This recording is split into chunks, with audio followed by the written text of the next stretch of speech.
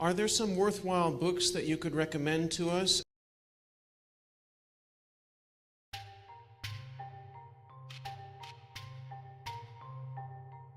Oh, the books. Charlie, what are you reading these days?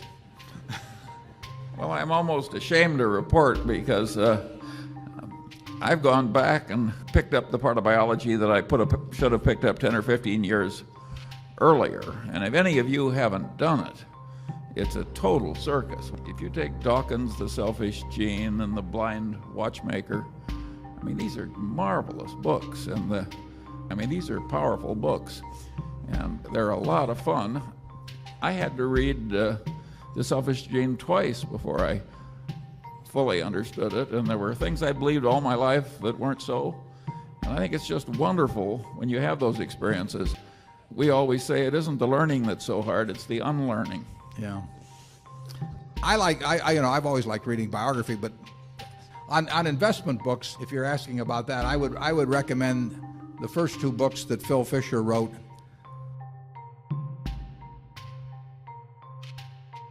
Back around 1960, Common Sense and Uncommon Profits, and the second one. They're very good books. You know, I obviously recommend first and foremost The Intelligent Investor, with chapters 8 and 20 are the ones that you really should read.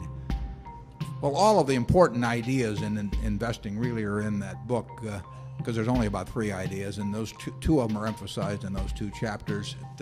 Actually, I think John Train's Money Masters is an interesting book.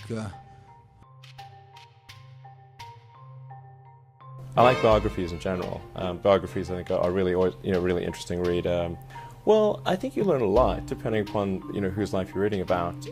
There are lots of lessons in there. I read Isaacson's biography of Jobs, which I thought was quite interesting, and I actually really liked his biography of Benjamin Franklin, who I would say is certainly one of my heroes. And you actually managed to incorporate any of this into your own strategy, your own way of doing business, your own ethos and philosophy? Well, I think in the case of Franklin, he did what needed to be done at the time it needed to be done. So, he was in different fields, and he sort of thought about, okay, what's the important thing that needs to be accomplished right now, and then worked on that. John Brooks is an unbelievable business writer. He's probably my favorite, and it's too bad so many people haven't had a chance to hear about him and the great work he did. Warren Buffett gave me a copy of Business Adventures, feeling like with our dialogue about trying to understand the world of business, that I'd enjoyed as much as he had.